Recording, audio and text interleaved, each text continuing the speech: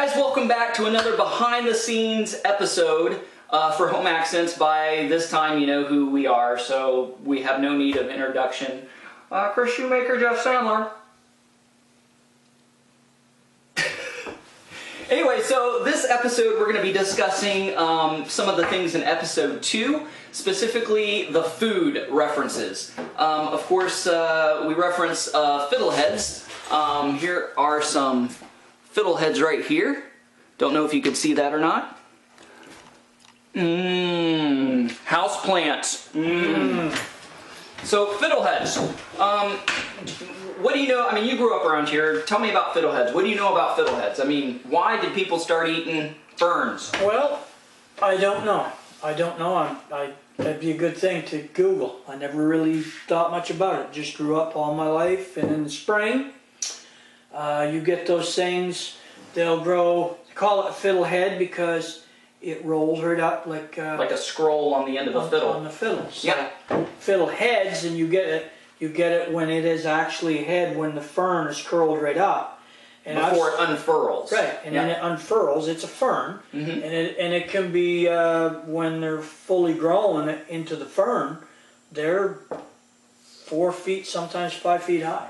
Yeah, and they grow in like moist areas close to water. Yeah, it's in the spring, and really what you want is a good flood.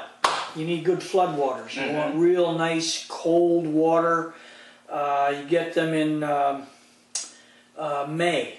Month of May, so it's very cold. And now there's a couple of fiddlehead dealers around here. My personal go-to guy, and I don't know, he might be related to you, Russell Chase. Yep. First cousin. Okay, Russell, his cousin, we get like a little 5-gallon bucket of fiddleheads from him, and so he brings them in nice cold water. And so what I have to do is I have to fill my sink up with water, and I have to wash them, and then take a mess of them, and a little bit at a time just blanch them. Put them in boiling water for about 3 minutes, and then you put them out on a towel to dry them off, and then you put them in freezer bags and get all the air out and freeze them.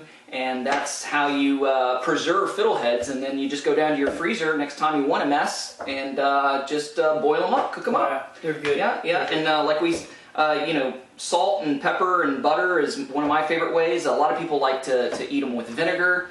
So that's kind of a New Brunswick thing, a New Brunswick delicacy. And if you remember during the boxing segment, you said, "I'm picking potatoes, Jeff." Yeah. We threw that in there because New Brunswick is huge, well known for potato picking. I mean, just on our way to the set, we passed probably 2 or 3 at least potato fields. Yeah, I mean, again, when I grew up, we're talking, I was in the potato field at 4 years old. My dad and mom would go out and pick. Dad sometimes would take vacation so he could go out and just pick potatoes and earn extra money, right? He'd have his vacation check from work, and he'd make some money picking potatoes. And it was a huge thing. I mean, you had half-ton pickup trucks running that had covers over them and planks across, and they'd pick us up. Schools always closed for 2 weeks. Yeah, before the big machinery and industrial machinery came in to harvest the potatoes, they used to have what was called potato break. It was a potato break, and the kids got out of school, and they were able to pick potatoes to earn money for next year's school clothes. Yeah. My wife talks about that all the time, how she used to pick potatoes, and she was just looking forward to the new fashions that she was going to buy, for the next school year or whatever, whatnot. So it was a good way to earn and save money. And, they still use people in the potato fields during that time, but they've done away with potato break because the machinery has kind of replaced the manual labor aspect of it. So, I mean, it was nostalgic. It was, I wouldn't say maybe fun, but I remember the smells and just the nostalgia of it. And one thing that I liked about picking potatoes when I was a kid, when they wouldn't, they maybe let us, we could go and run and play when my dad and my mom would be picking. And we'd come back and maybe pull the weeds off out of the rows. And then when the potatoes were dug, because sometimes when you're picking potatoes, you got to move the tops, what they call the tops, right? The weeds. Yep. We would do that for our parents, and then all they'd see is potatoes, and they'd pick them fast. But I always loved dinner time. It was an hour, a little better than an hour. No, wait a second. Okay, explain to the viewers dinner, because I'm from the States. I'm not a native-born New Brunswicker. I'm from Ohio. So for me, it was breakfast, lunch, and dinner. Yeah, for us here, doesn't matter what the newbies say, it's breakfast, dinner, supper. That's the way it is. So their lunch is dinner. Okay. And my dinner is... Just like down in the supper. States, yeah. Just like in New York, it's soda. It's not pop, right? It's soda, not pop. Well, up here, it's supper, not dinner. It could be dinner, but anyway. So I remember that because we'd have sandwiches and Kool-Aid and everything. It was pretty cool. It was an experience. Picking potatoes was an experience. Now, because New Brunswick is a big potato province, there are some new potato products that are beginning to emerge from this. I mean, of course, you have Florenceville, which is the French fry capital of the world. We may cover that in a future episode because potatoes and French fries are so big here. But they're actually starting to make vodka in the province because you can make vodka out of potatoes. And the Russians have been doing it for years. Yes. The Russians. That makes the best vodka, potatoes. Yeah. I guess. The thing about Fiddleheads too, I was going to say is when and not just myself, when others eat Fiddleheads, I will take a plate, a regular plate, and I'll fill them up to this high, as many Fiddleheads as I can put on that plate. Mm-hmm. Drown, butter, all that stuff, and then beside I would have another plate for trout, for speckled trout, and that's all I would eat. Nothing else. No potatoes, nothing else. Just Fiddleheads. And speckled trout and salmon, huge in New Brunswick. Those are the two biggest fish that people catch here during certain parts of the year. In fact, I have home in my fridge right now because I was doing some fishing last night. I have 18 trout cleaned on a dish in my fridge. Does the ranger know you have that many fish? It's 10 a day, isn't it? Oh, okay. You don't know how many days I was up. Yeah. I think instead of having the limit 10, I think they ought to make it poundage. That you could catch 3 pounds of fish. Because when you catch little trout that are like this, you get just and you walk 5 miles to get them, anyway. Yeah.